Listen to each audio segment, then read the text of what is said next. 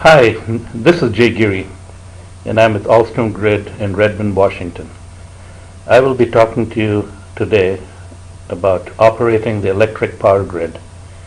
This is Module 2 of 3 in this series, and Module 2 is going to deal with what is the smart grid anyway. The learning objectives of this module, it will remind us as to why today's grid is already smart. It will let us know some of the explanations of today's smart grid buzzword. It will let us know some of the industry drivers that require the grid to become even smarter. And we will find out about technologies that will make today's grid even smarter. Today's grid is already smart. Some of the smart capabilities that exist today include system-wide smarts, regional smarts, and equipment smarts. System-wide smarts are the EMS, or the energy management system, with the operator in the loop. And it also includes the EMS with a function called automatic generation control, or AGC, that automatically changes the generator outputs to follow load. At the system level, we also have load shedding based on under or over voltage or under or over frequency. So if frequency or voltage violate limits, then load is shed automatically in order to keep the system intact within the voltage and frequency limits.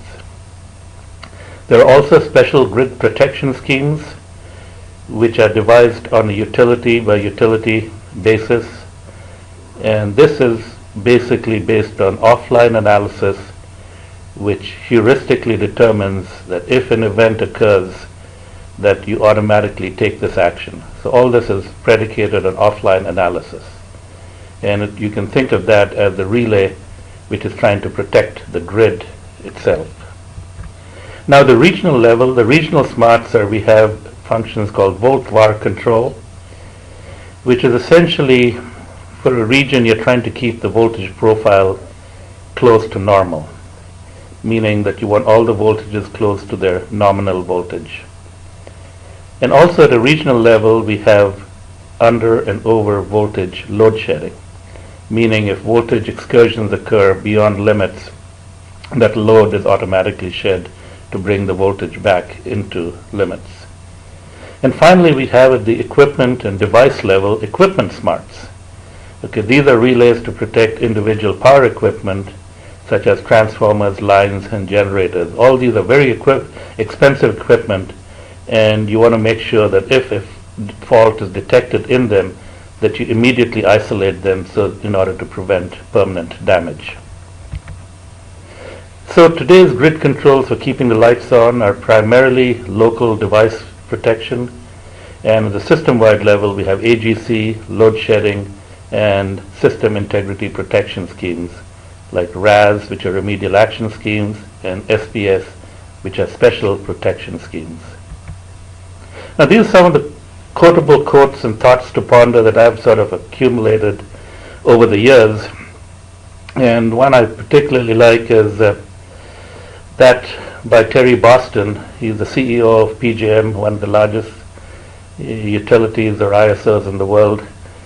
And he says operating the power grid is not rocket science. It is much more than that. And that is so true. The other is a quote from my Brazilian friend, which says, in real life, the theory is different.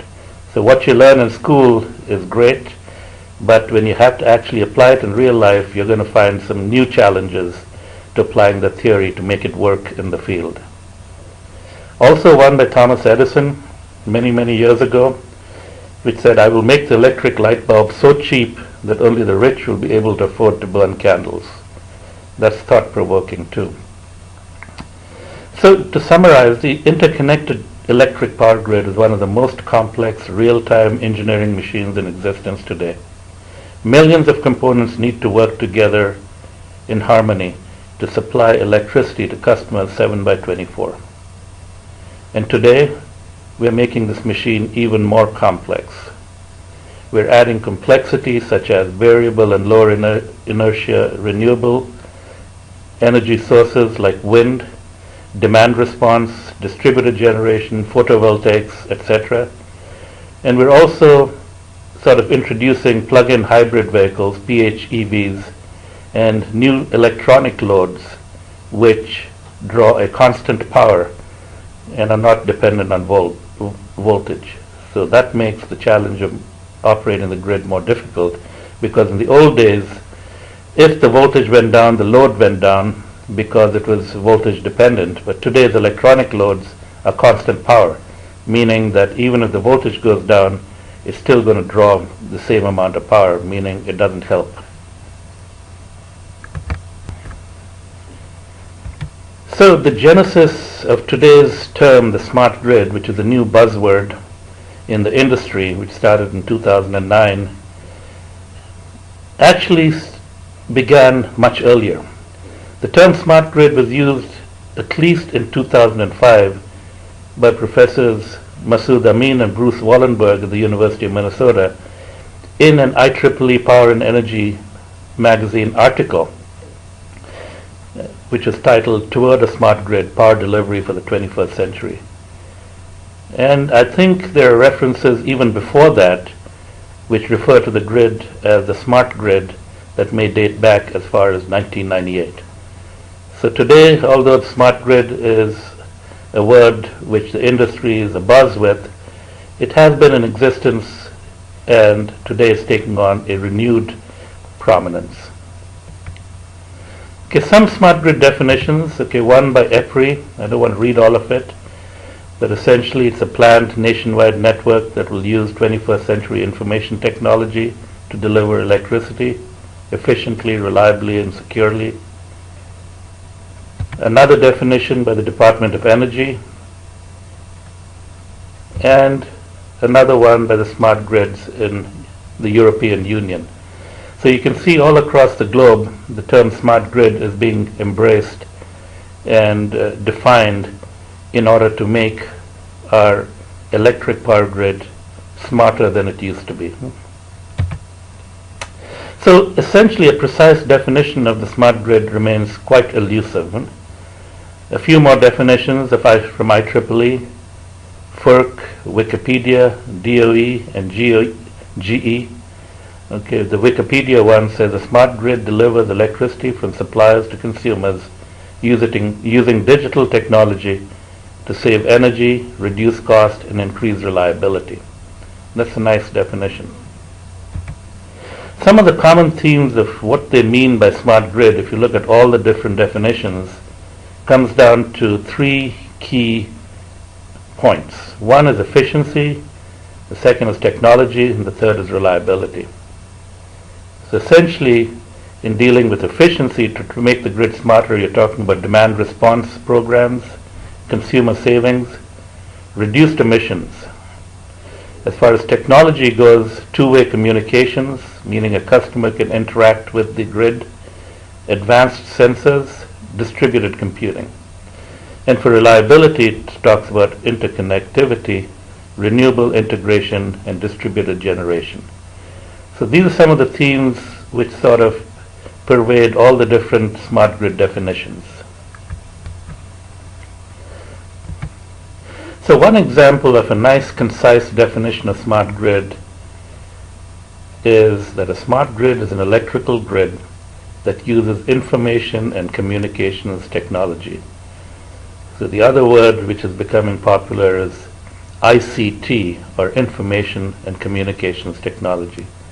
So integrating that with the electrical grid in order to manage the grid more effectively and, as they say, more smartly.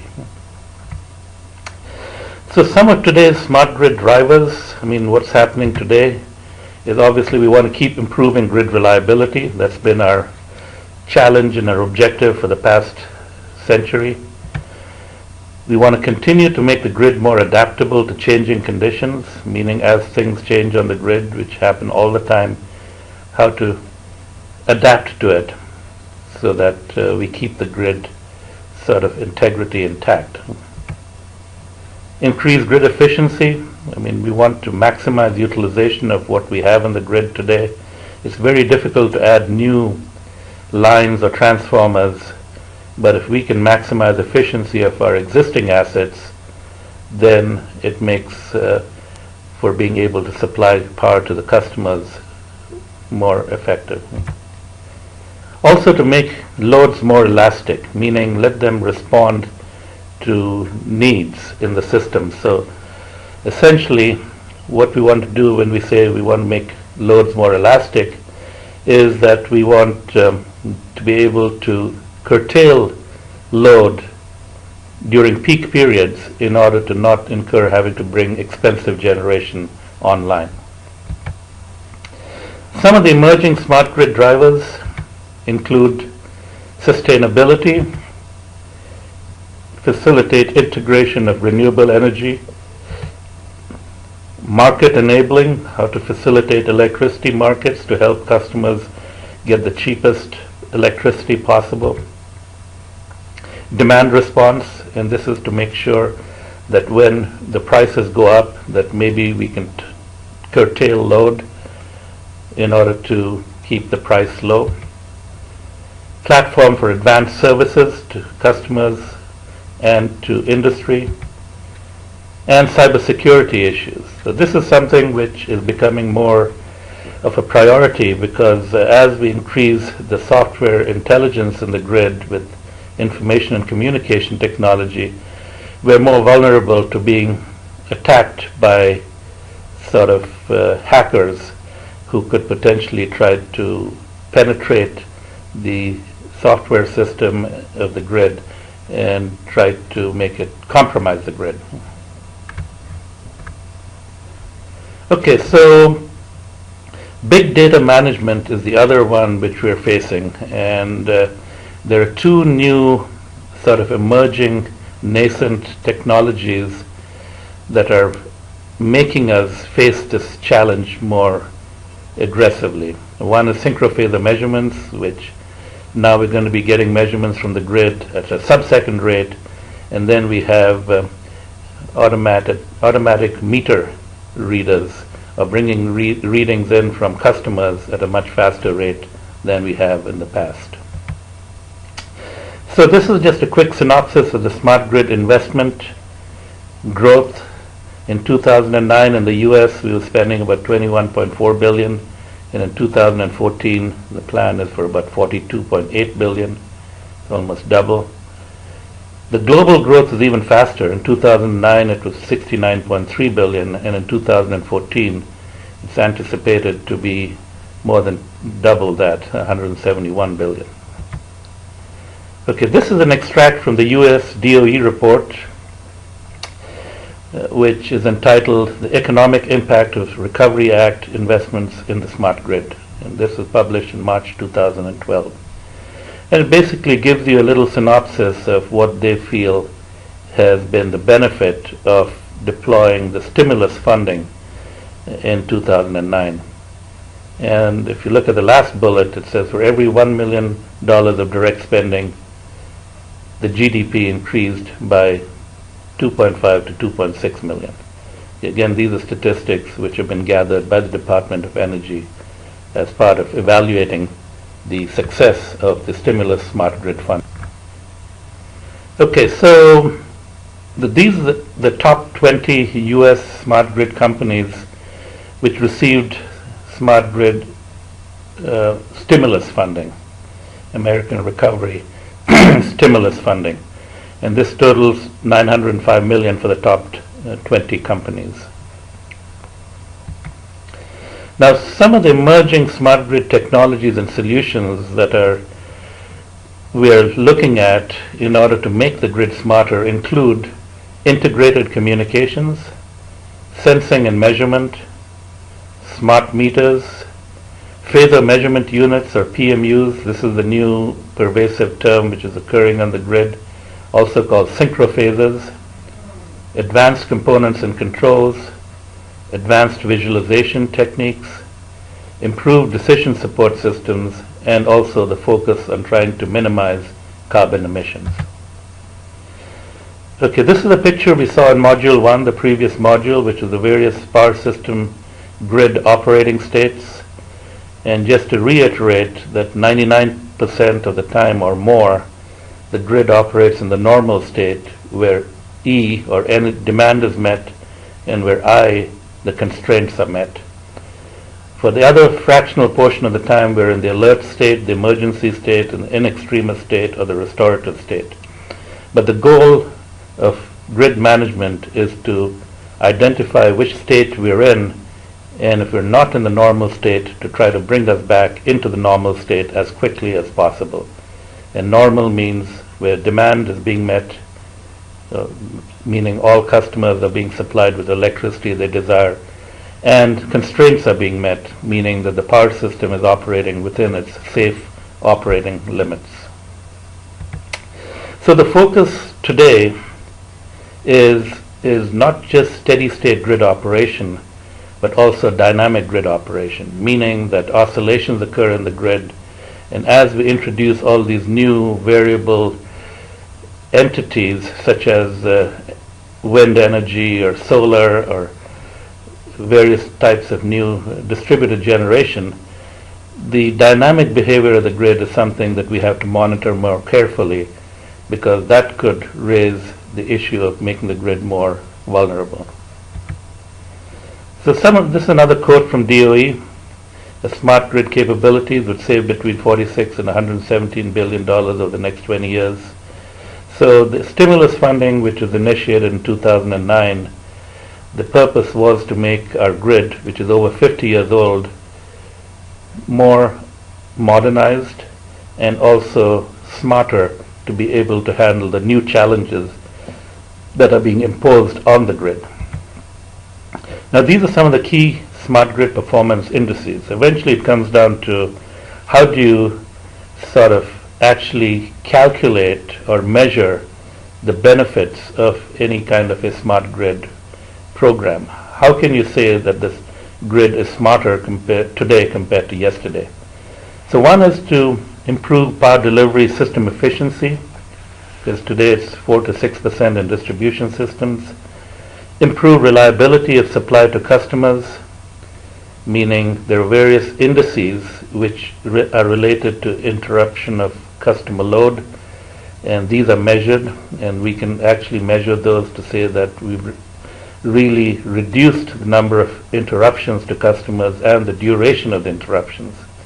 Improve voltage regulation, if we can demonstrate that voltage is flatter or closer to nominal from a larger portion of the time.